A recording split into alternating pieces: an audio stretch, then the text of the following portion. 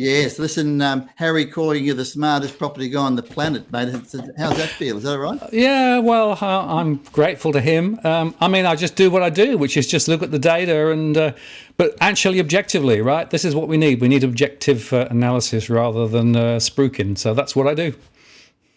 Okay, look, during this program, we're going to do a few things, but of course, you've told me by text you're happy for a few people to Google in some parts of Australia that they may live in, and you may go into your box of tricks. I know that you have a computer system that can pretty much break down every postcode in Australia, from property growth, stress of mortgage, from are they going down, have they gone up, where are they? In actual fact, nobody should buy a property unless they speak to you. I'm glad we're friends, Martin. Yeah, if we might get a chance to look at a particular postcode or two. I just need the the four numbers, and I can then display a little bit of information about that particular postcode from my model. I spend all of my time modeling this stuff, and the data is very recent, very up to date, so it could be quite interesting given where we are at the moment. Now that I've said that, we're going to get 500 or 600 postcodes, but don't worry. You probably will. Yeah, believe me, I ran a show last Tuesday night doing somewhat similar things, and I got exhausted after an hour and a half, and I was still going. So, look, what I want to ask, of course, the thing, we have inflation, we have interest rates going up. Here is the big one, isn't it? This is interest rates going up. Pretty much is where this argument starts. Would you agree? Yeah, so the thing to understand is that property prices are absolutely determined by availability of credit. And if you go back from the 1990s, we had on average 2.5 times income was the amount you could borrow to get a property. And that was why property values were where they were, right? And then through the 90s, 2000 and beyond, we had deregulation of the finance system. We had essentially very significant new market entrance, securitization. And the thing that went up was the multiples that you could borrow at. And of course, through 2010 onwards, interest rates were also being cut and cut and cut and cut. So the growth in property over the last 2 decades is absolutely directly connected to ultra low interest rates and the freeing up of the financial system, to the point where if you go in to get a mortgage today, you can get one at 6 or 7 or maybe even 8 times your income. That is the problem. And now, of course, we're in the situation where rather than interest rates going down, they're going to go up. We already know that the rate of increase probably will slow a little bit from the RBA, but they're still talking about putting rates up higher. And we also know that the loans that people have now got are just so much bigger, which means that the people in the market already holding those properties with mortgages are now finding it more and more difficult. So this was a thing that was created by bad central bank policy, by bad political judgment, and because, of course, property at $10 trillion, roundabout, was actually the hugest proportion of the GDP action over the last couple of decades. But it's all artificial, and that's the problem. So now we're in the situation where interest rates are going up, property prices are falling, and there's more ahead. So it begs the question, where do we go from here? Well, Martin, it was kind of free money for a long time, wasn't it? And they were just handing it out like lollies for the last 3, 4 or 5 years, and as it dropped to almost zero. Now, all of a sudden, I had a property expert, a mate of mine, Max Leishman, said, it only needs to go up a few percent for the castle to crumble. But it has gone up already, it has, a few percent. The castle hasn't crumbled yet.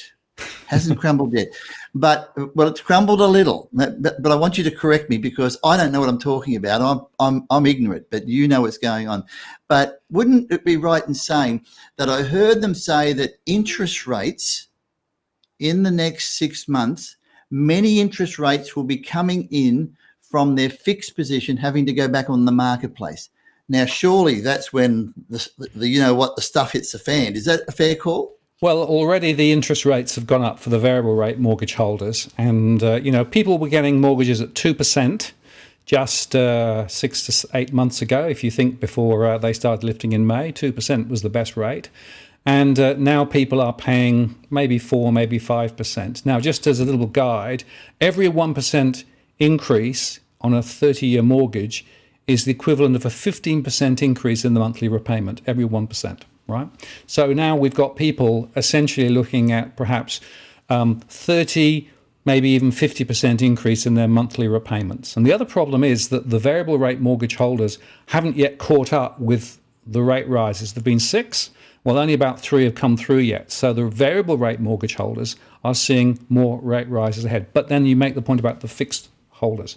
So there's about a quarter of all mortgages are actually fixed rate mortgages. And so that's about 2 trillion in mortgages. Well, a quarter of that, 500 billion, are actually fixed rate loans. And a lot of those are actually due to be reset over the next year or so.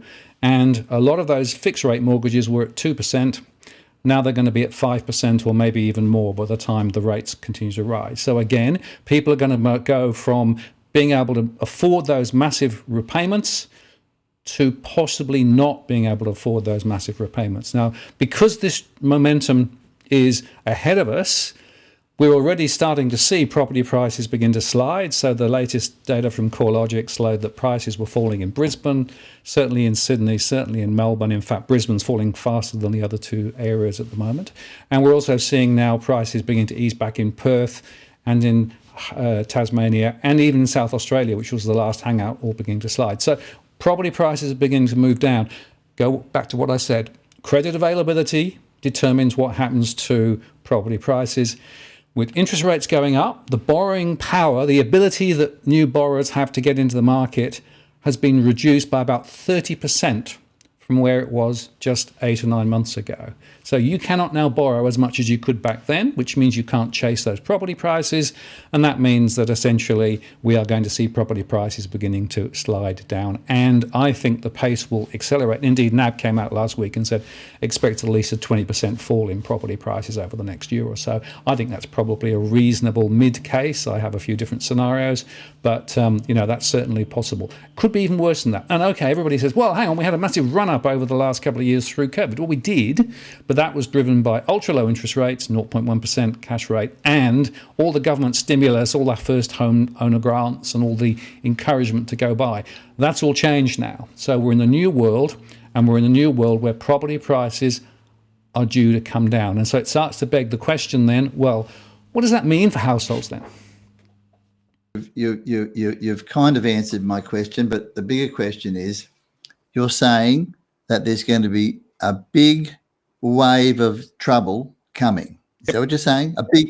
How big is the wave of trouble? Well, it's certainly troublesome now. So we know, and we have our mortgage stress data that actually gives us quite a good view. And I should explain what I mean by mortgage stress, because often people are a little bit confused about what I mean by mortgage stress. So let me just sort of go through a little bit of that, because it's quite important for people to understand what it is that I'm really talking about here. And basically, mortgage stress is trying to get at how households are coping or not.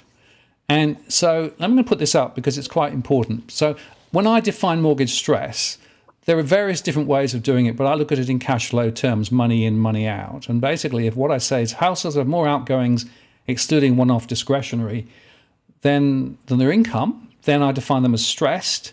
And if they've got a mortgage, they're in mortgage stress. If they're renting, then it's a rental stress. And the point is, investors with cash flow pressures can also be stressed as well.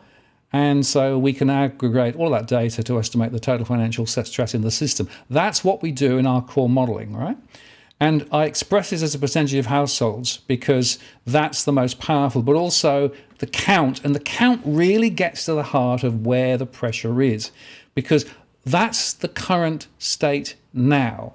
And then what you can do is essentially model where we are. Well, let's say where we are now. So firstly, let's look at the stress trends, looking at my modeling to the end of September, right? And let's start with rental stress, because this is horrific. We've got the situation now where 61% of those in rent are having difficulty meeting their rental repayments and all of their other obligations every month. And that's scary, and it's going to get worse. And the mortgage stress is now at 45.2% of households. It came back just slightly last month. It was at 46% last time. That's because some people have been refinancing and some people got a pay rise. And by the way, just as a sort of sidebar, it's worth noting that the household debt to income ratio as published by the RBA is 187. You can see how it's gone up in recent times. So in other words, people are borrowing more despite the fact that we've got this issue with rising interest rates. That's the pressure that we're actually seeing amongst households. Now, the point about that is that gives you the sort of the top level view, right? But what's interesting then is actually, well, maybe we should look more granularly and begin to understand which types of households and what locations are actually struggling the most, because that's when it gets really interesting. Yeah, well, hold that thought. We're going to come back to that. But and of course, rents are going up, so that helps these investors a little bit. But of course, it doesn't help everything else. Inflation and stress. The problem is that the renters are almost always mortgaged. So whilst they might be getting a bit more on the rent side from a property investor perspective, they're actually having to pay a lot more out to pay the mortgage. So they're chasing their own tails. And also, interestingly, that quite a few of the investors are underwater on a cash flow perspective. So about 60% of property investors on my modeling are actually underwater from a cash flow perspective. In other words, it means that they're actually not making anything on the cash flow that's coming in and out. The only thing they're banking on is capital appreciation. And here's the problem. There is no chance of capital appreciation in the property market over the next 1 to 2 years, in my opinion.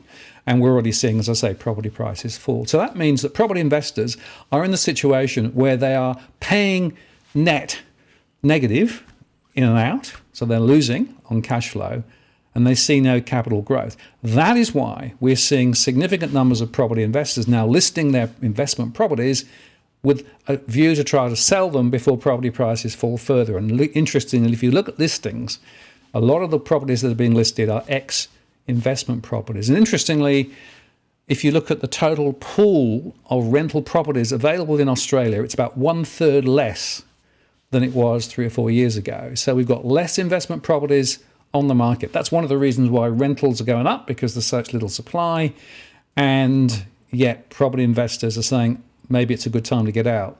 That's a really interesting observation as to what's changed recently. Martin, during the COVID, our banks seem to be our best friend. How long will this go on, Martin? Well, they've already increased their lending standards, right? So they've got a 3% buffer. So what it means is that if you apply for, let's say, a 5.5% mortgage, right, they'll be looking at 5.5 plus 3%, and they're asking the question, can you repay that at 3% above? Now, of course, as those mortgage rates go up, it means that they have to actually lift the buffer rate. The banks are actually tightening. The second thing is that they're actually also being much more aggressive now, looking at other income sources and even expenditures. So they're also being quite rigorous now. Well, they weren't a few months ago, even 6 months ago, but they are now. So it's tougher, much tougher to get a mortgage. And then the other point is that those people who are actually struggling, sometimes you can actually talk to your bank and work out an alternative program. And in some cases, they extend the life of the mortgage. That means that you'll be paying more interest over the life of the mortgage, but maybe it's a way to hold in there. But some banks are now actually starting to apply a lot of pressure to people whose income profile has changed forever because of what's happened here. And they're now suggesting that maybe you should actually sell your property before they foreclose. The last thing they want to do is to see foreclosures rise, because it costs them a lot in capital and also bad PR. So what they're doing is putting quite a lot of pressure on households who are near the edge and encouraging them to consider their position, and maybe they should sell the property. That's another reason why property listings have been quite strong. So the banks are not really your friend. By the way, they never were, because, of course, when they make an assessment of ability to repay, they're using very, very weird ratios, very, very minimal expenditures. Most people are expending a lot more than the minimum acceptable. And so what's tended to happen is that they've encourage people to go in, and when they say, sure, we'll make you the loan, doesn't mean they're looking at it from your lifestyle perspective or from your reality. They're looking at on a bog standard, minimalist expenditure type household. And frankly, most households are spending a lot more than the assessment criteria that the banks are using at the moment, and they don't necessarily pick that up.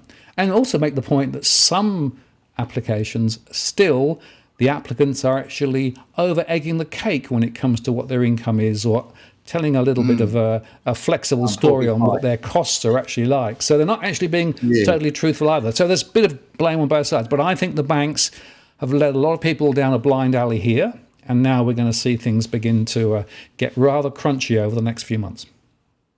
Aren't we seeing a bit of a dog's breakfast here? I mean, there's something strange going on in the property world in Australia. You've got interest rates going up.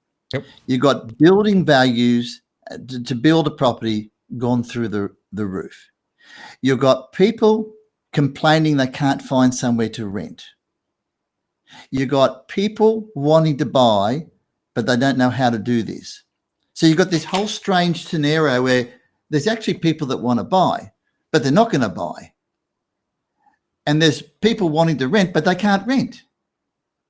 It's a little bit, it's like a dog's breakfast. What's going on? Well, it's certainly counterintuitive, and I agree dog's breakfast is a blooming good word for it. Look, the fact is that there was a decision taken post the mining boom and crash in the 2000s and 2010s to look for an alternative growth path.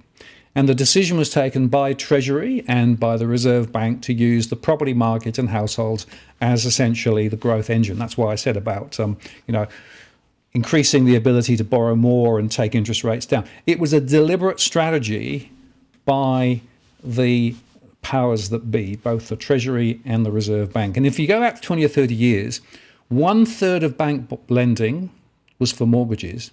2/3 was actually for business lending.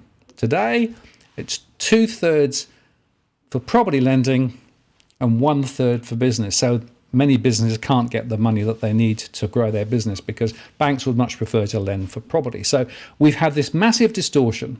And then we had essentially a generation of politicians who kept saying, it's a great time to buy property, we'll give you more first owner grants. Interestingly, the Productivity Commission came out recently and said these first homeowner grants are a problem because all they do is just to drive property prices even higher and make it more difficult for people to get into the market. So the policies that we have had have been disastrous. And then we've got various state entities who are partly responsible for land release and land supply and those sorts of things. And they've been chasing, guess what, more money from the construction fees and from the, stamp duty relating to property transactions. So they've been on the same drug. We have had a property sector that's been completely mismanaged and completely distorted over the last 2 decades. And the problem is the buck stops not with the Treasury, not with the Reserve Bank, but it stops actually with individual households who now have got used to paying way more for that property. And, of course, through the stimulus program over the last 2 years, they also threw money at the construction sector, so a lot of the builders basically entered a profitless boom when they couldn't actually cover the costs of the construction. And so we're seeing building construction companies falling over like flies. We're seeing households under huge financial pressure. The mortgage stress numbers speak for themselves in terms of just how difficult it is for households to cope with what's going on. This is a massive problem. This is not just a little, wobble. This is a structural problem that we have. And by the way, it's just worth noting, the ABS recently reported the latest asset values for households. And asset values have dropped in the last quarter. They've dropped across financial assets and non-financial assets. Guess what? Property prices dropped. Actually, your superannuation dropped and your shareholdings dropped. So we're seeing wealth destruction on the back of these stupid policies that we've had for the last couple of decades. This is a political problem, an economic problem, a social problem, and frankly, a problem for individual households as well.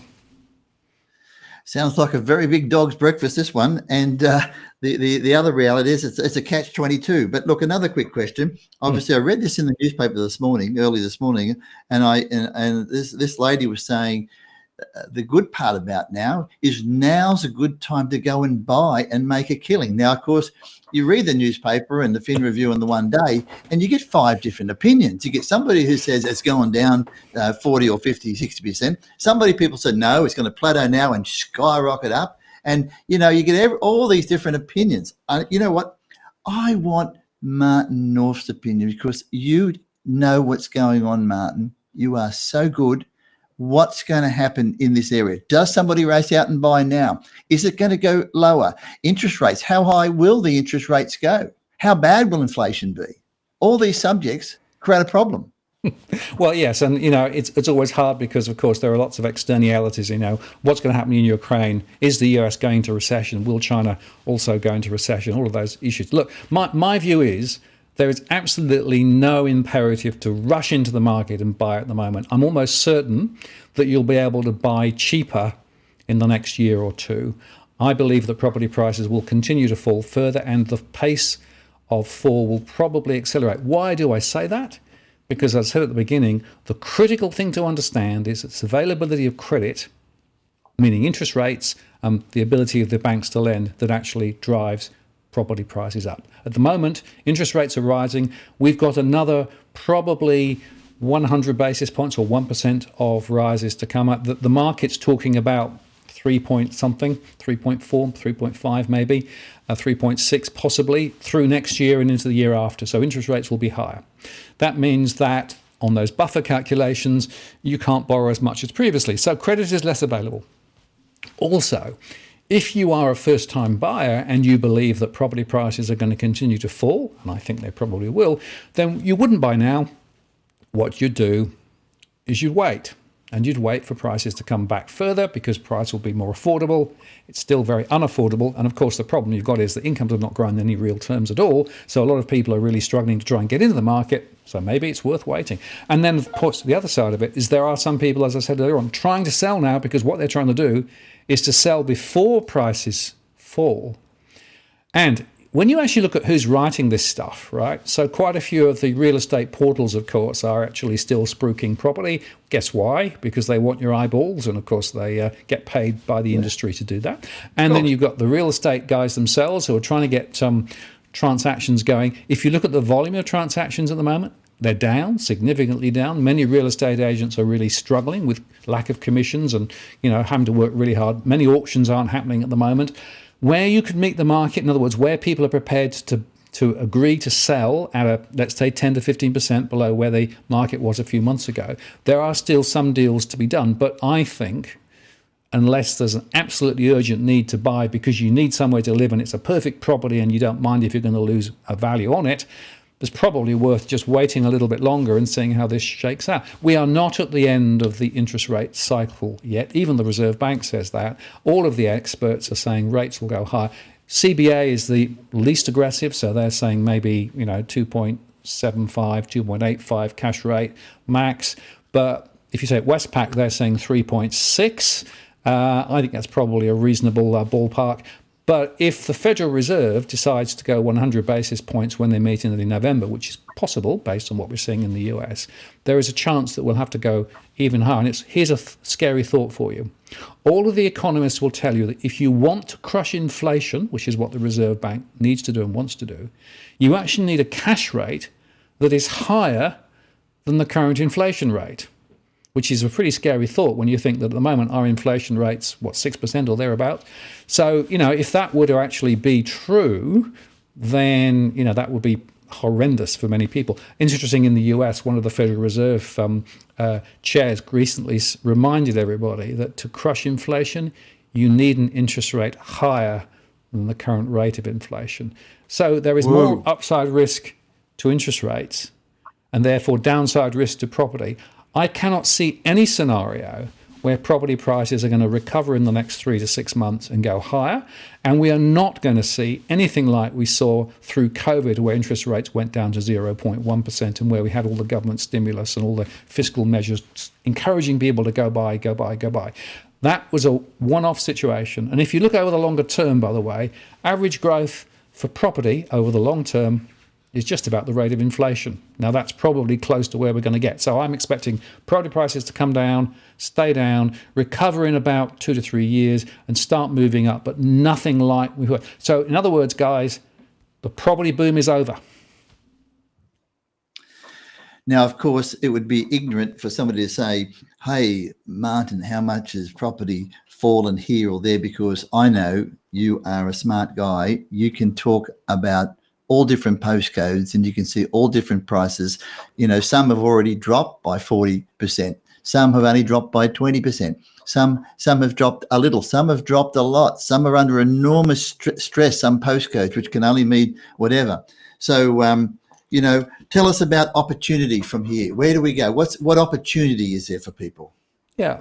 So, I mean, it's an interesting point. Clearly, property prices are moving differently in different places, right?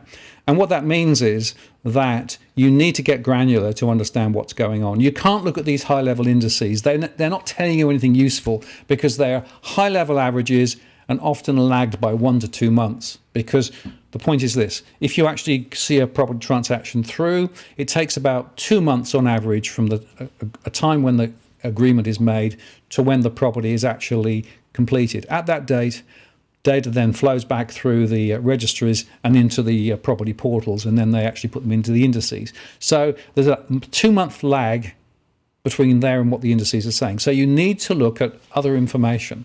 And that's a bit where my model comes in, because my models actually are very granular, deliberately. And I'll just show you, this is an example. I mean, it's just one I picked up just to sort of show you. But this is postcode 4551, which is up in Little Mountain in Brisbane and Moreton, right?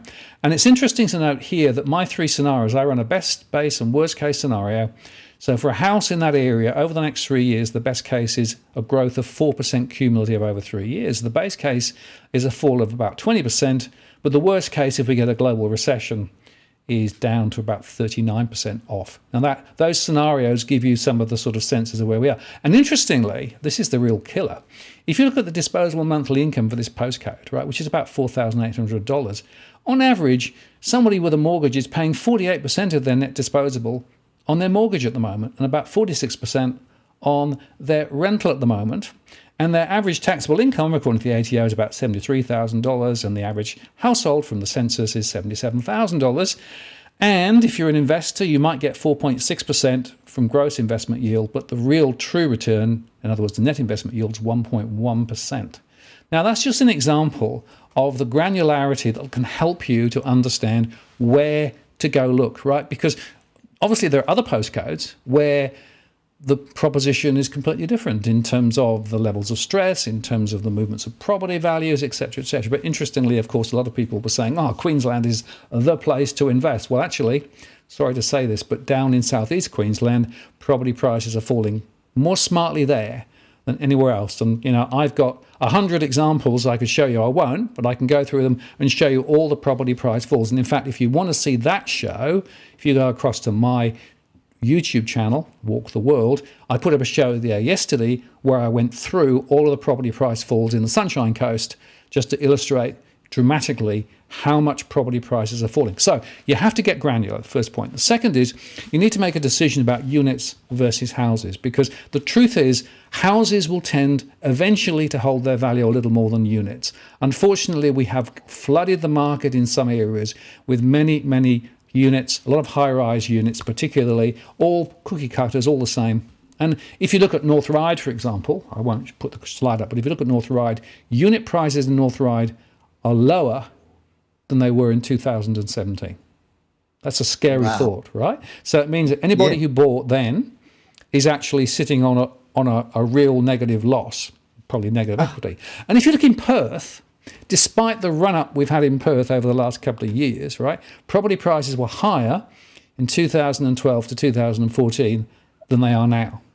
So there are some people over in the West still sitting on negative equity. So the message here is you need to be methodical and granular in your analysis. You cannot get high-level information, and frankly, the stuff on the portals are pretty useless the best of times. You need to go much more granular to make good decisions. There are pockets where things look quite a lot more interesting. South Australia is a quite interesting area. There are some houses there that look quite interesting. But, you know, there are lots of other places where, frankly, I wouldn't touch with a barge pole. And the other point to make is a lot of the most significant stress levels are actually in the high-growth suburbs around our urban centres. So if you look at Campbelltown or Liverpool and places like that, and there, because mortgage stress is so high, that's another lever that I look at. So how many people in this postcode are actually struggling making those repayments? Because if you've got a high stress postcode, the chances are that what you're going to find is property prices are going to fall even more. And I've got maps and things I can share, if we've got time, depending on how you want to take this. But the point is, you got to look granularly, and if you do that, you can find those opportunities if you know what you're looking for. But also, don't be misled by all that stuff coming through from the press who keep wanting to talk the markets up. They've got an agenda. By the way, I don't have an agenda. I am just trying to be objective and independent about using the data to help people make better decisions. Martin, this is so wonderful this time with you, and the 500 people listening on. This is a gift. This is a gift to everybody, and I'm sure I'll go a little bit longer, even though we should be stopping now. But I'm sure everybody wants to hear more from you. Tell me, how do they find you again? Make it very clear, slowly. Yeah. So I have got a YouTube channel. It's called Walk the World on YouTube, and I make daily videos there. And there's a whole bunch up there I put up recently about some of these price movements. In fact, this afternoon I've put up a story specifically around mortgage stress when I walked through all the postcodes. I've also got a website at digitalfinanceanalytics.com, and I post there every day as well, and there's a lot of information. And I also have a Twitter place as well at DFA Analyst.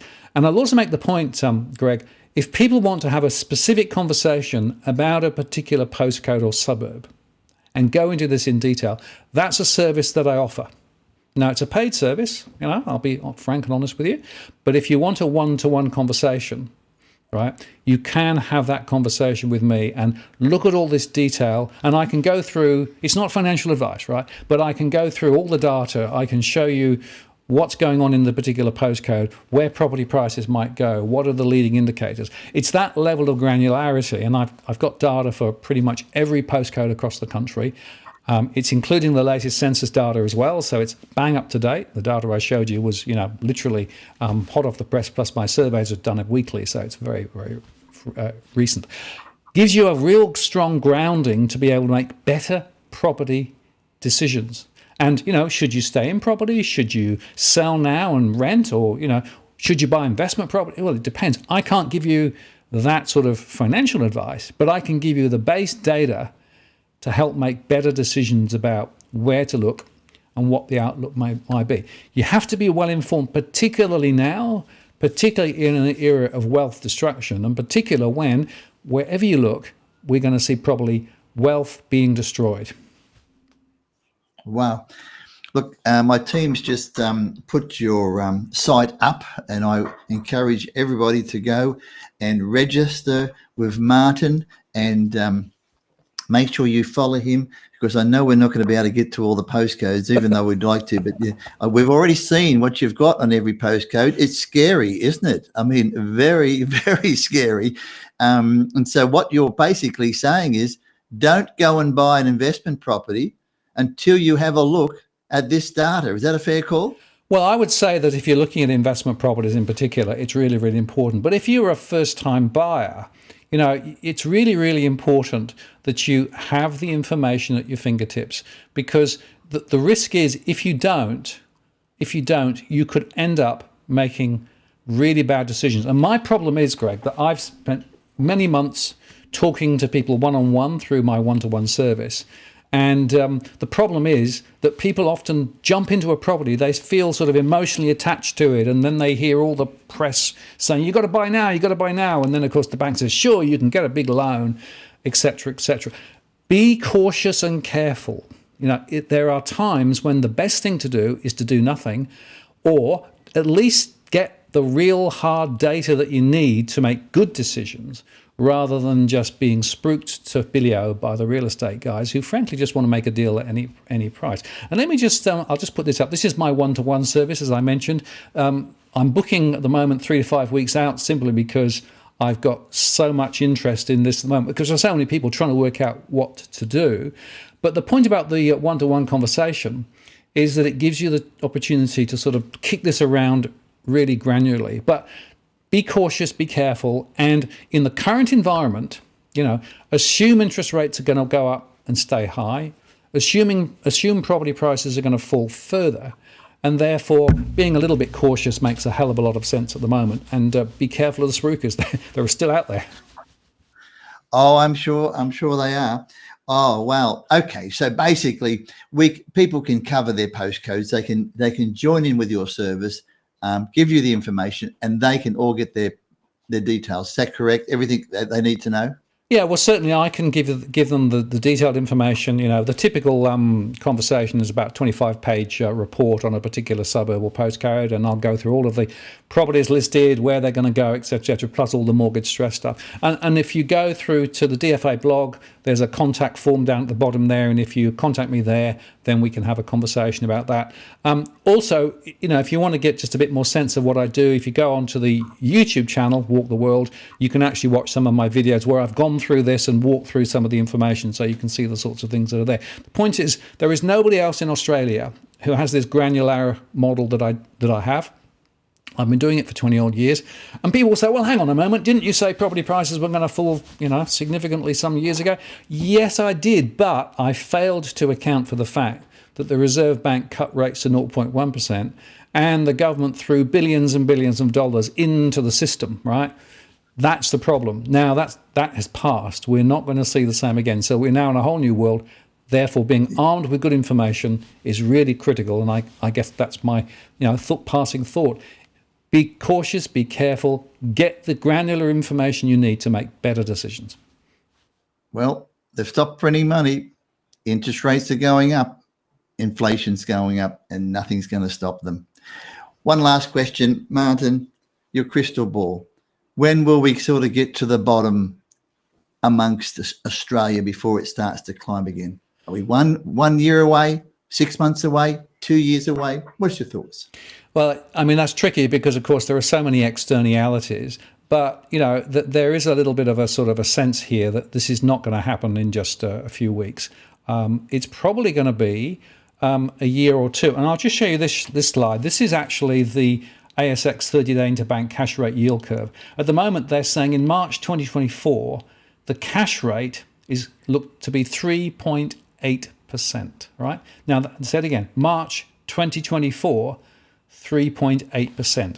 So if you've got a cash rate of 3.8% and you add another 3% or so for the margin on the mortgage, you're looking at a mortgage rate of somewhere between 6.5% and 7%. If mortgage rates are at 6.5% to 7%, property prices will be down and significantly down. There is no recovery there until maybe the RBA starts releasing rates later. And even the RBA is saying they don't expect inflation to be within its 2% until 2024. So this is not going to turn around quickly. This is probably a 2 to 3 year cycle before we actually get to the bottom.